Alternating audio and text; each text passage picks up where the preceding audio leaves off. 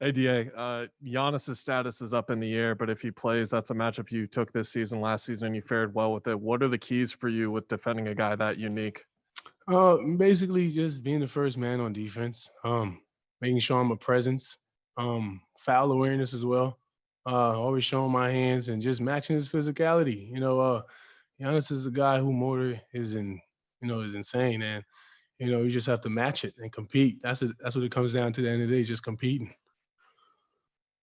Next row back, Eric. Hey, Deandre. On the other end, you'll see Brook Lopez probably defending you quite a bit as well. He's obviously big dude, but part of the Bucks defense is keeping him near the rim. How do you try to find the balance of being tough inside, but also trying to stretch him out and keep him away? Definitely old boards. Thing I'm great at. Just attacking the glass, being relentless on the glass. Being the first man in transition. If he crashes, I'll probably be the first man on my end to probably get early seals, just to try to put some pressure on the rim to change the game up a little bit. Angles, just finding good angles on the way I set screens to get people open, pin downs, on ball screens, just ways so he could guard both and put pressure on them, having 2 against 1. Back right. Hi, DeAndre. Is there any moment that already hit you and they make you feel like, okay, this is the finals? That's a different atmosphere already.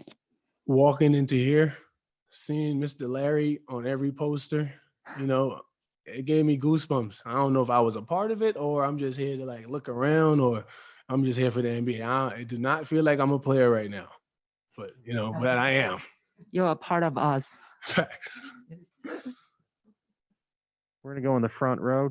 Dwayne. Yeah, DeAndre, you've started each series with a strong game. What has been the key to that, you feel? Just being relentless, doing what I do best. Just being a presence on both ends. Defenses will get me going. Getting a couple boards off the glass, getting outlets, getting other guys running a little bit, getting a win, getting the butterflies out. That's what really get us going, just attacking early. And that's what we're good at in transition. And, we're good at defense as well. Okay, we're going to go to Palmer on Zoom for a couple of questions. Next up is Mark McClune with Arizona's Family.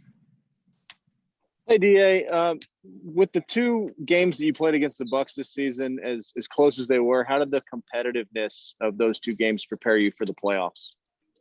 I think it prepared a lot, but at the end of the day, this is the playoffs. Lord knows what they're going to throw at us.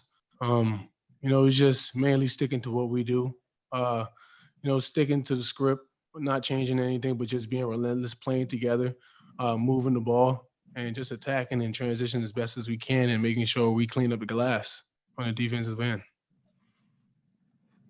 Next is Greg Moore with the Arizona Republic. Thanks, man. DeAndre, good to see you, man. Good to see you, brother. So what would you say to people who say this whole thing seems like it's coming together fast? I mean, it feels like just yesterday we were at, up in Boise for the NCAA tournament. Now here you are in the NBA Finals. Do you feel like it's going fast, or do you feel like it's been a slow build?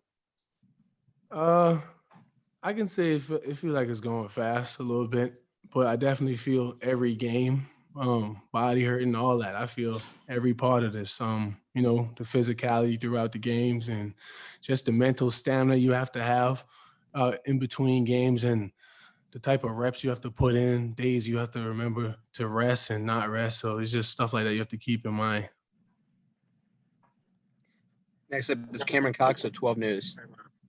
Hey, DA, good to see you. Your moment with the trophy after the game in the locker room where you were talking about she's so hard to get, kind of got a lot of people talking on social media. Just curious, what's the hardest part about getting to this point for you guys this year? I don't even know. I could just say it's not easy winning in the NBA.